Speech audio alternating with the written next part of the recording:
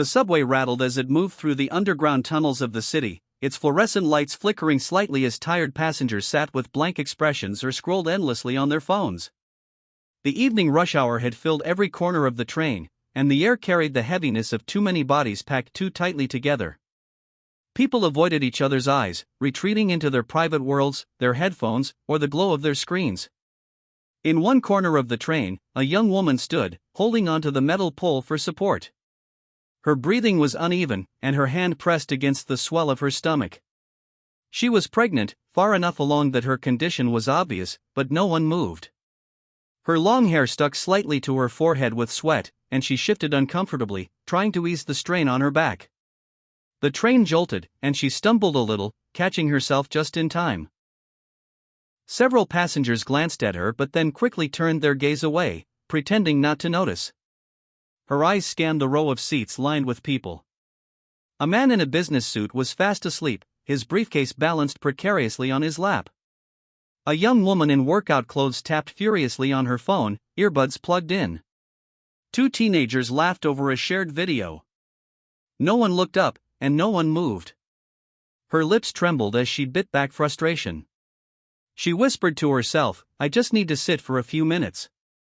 But still, she remained standing. Across from her sat a man, broad-shouldered, with tired eyes and a little girl who couldn't have been more than 5 curled up against him. He wore an old jacket, the fabric worn at the elbows, and his boots were scuffed, showing the long hours he had worked that day. His daughter leaned into his chest, her small hands holding a stuffed bunny, her eyelids heavy with sleep.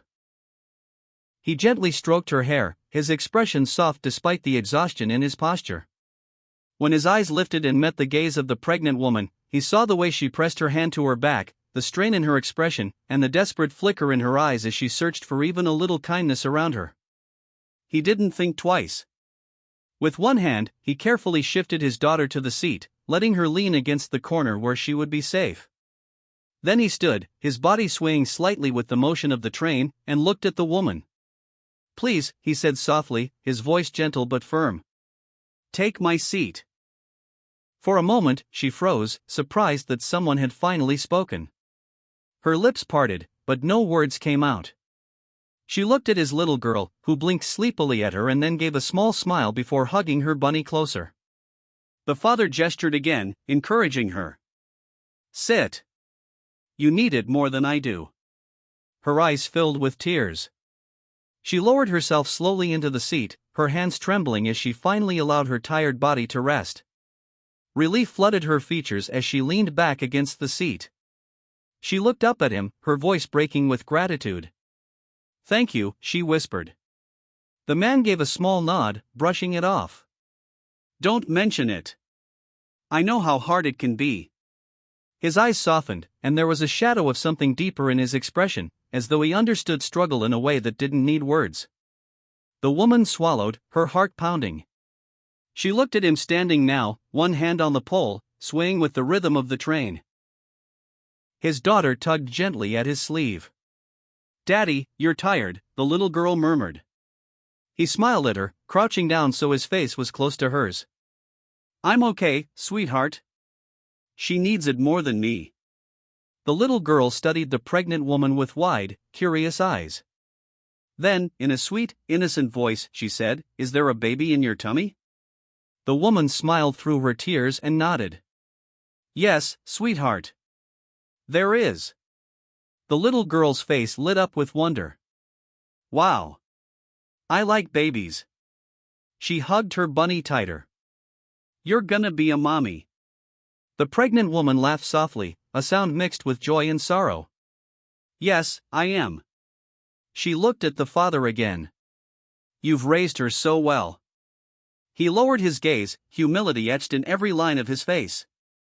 "I'm just trying my best," he said quietly. "Her mom, she's not around anymore. So it's just us." The woman's heart ached at his words. She saw the weight in his eyes. The quiet strength of a man who had carried more than his share of burdens but still chose kindness, still chose to teach his daughter compassion when the world had often shown him the opposite.